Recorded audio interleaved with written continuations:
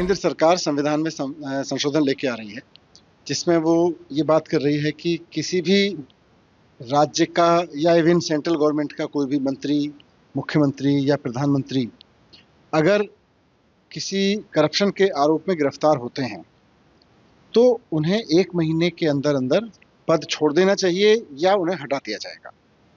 ये अच्छी बात है, लेकिन बहुत संभावनाएं हैं कि जिस तरह से ईडी और सीबीआई का दुरुपयोग हुआ है, वैसे ही दुरुपयोग इस बिल का भी होगा, इस कानून का भी होगा। ये कानून अच्छा है। भ्रष्ट नेताओं में हमेशा डर बने रहना चाहिए कि उन्हें हटाया जा सकता है, वो हट सकते हैं अगर भ्रष्टाचार करेंगे। और आम आदमी पार्टी तो कट्टर ईमानदार लोगों की पार्टी है, तो इसलिए आम आदमी पार्टी तो इस तरह के किसी भी मूव को अच्छा ही मानेगी। लेकिन ये अधूरा है और किसी एक पार्टी को जो केंद्र में बैठी होगी या किसी एक पार्टी को जो कहीं सत्ता में होगी, उसको बहुत ज़्यादा पावर देता है। इसलिए मेरा प्रपोजल ये है कि इस कानून को लाने के साथ साथ इसमें ये चीज़ और जोड़ी जाए कि अगर किसी मंत्री, मुख्यमंत्री या प्रधानमंत्री के ऊपर भ्रष्टाचार के आरोप में उसको जेल होती है, अरेस्ट कर लिया जाता है और उनको जेल में रहना पड़ता है, तो 1 महीने के अंदर उनको हटा दिया जाएगा। ये अच्छी बात है।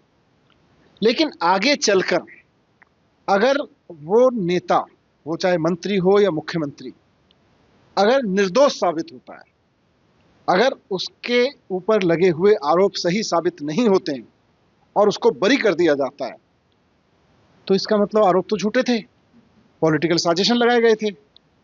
तो जिन लोगों ने ये झूठे आरोप लगाए उनको जेल में जाना चाहिए। जिस ऑफिसर ने किसी मुख्यमंत्री या किसी मिनिस्टर को गिरफ्तार करने का डिसीजन लिया, उसको उतने साल के लिए जेल में भेजा जाना चाहिए जितने साल के आरोप उसने झूठे लगाए।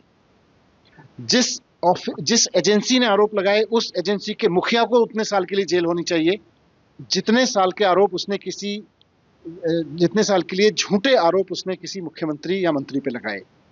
और उस एजेंसी की सरकार, वो अगर राज्य सरकार है तो मुख्यमंत्री और केंद्र सरकार है तो प्रधानमंत्री, जिस समय पे ये झूठे आरोप लगा के किसी मुख्यमंत्री या मंत्री या किसी और सेंट्रल मिनिस्टर को जेल में डाला गया, उस समय के प्रधानमंत्री या उस राज्य के मुख्यमंत्री जिसके एजेंसियों ने ये काम किया, फिर उसको उतने साल के लिए जेल में डालना चाहिए कि आपने एक चुने हुए मुख्यमंत्री के ऊपर झूठे आरोप लगा के उसको जेल में डाला और उसका पद छीना।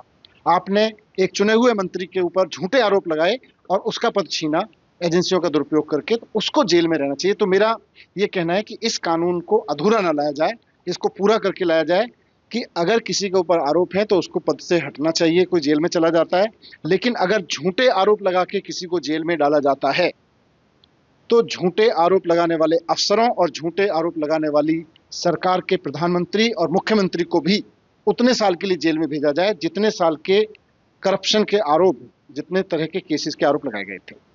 दूसरा मेरा यह कहना है कि ये प्रिविलेज फिर मंत्रियों और मुख्यमंत्री को क्यों हो, ये आम आदमी को भी होनी चाहिए। इस देश की जेलों में लाखों लोग सड़ रहे हैं झूठे आरोपों में, जिनके ऊपर झूठे आरोप लगा के उनको जेल में डाल दिया जाता है और बाद में फिर वो 1 साल, 2 साल, 3 साल में बरी होते हैं। कोर्ट एजेंसीज को झाड़ता है, उनकी खिंचाई होती है, लेकिन जिन अफसरों ने और जिन नेताओं ने झूठे आरोप लगाए वो मजे करते हैं। जिस आदमी की जिंदगी झूठे आरोपों में 3 साल, 4 साल, 1 साल जेल में बीतती है, उसका कोई कंपनसेशन नहीं हो सकता। लेकिन जिन लोगों ने झूठे आरोप लगाए उन पर सजा होनी चाहिए।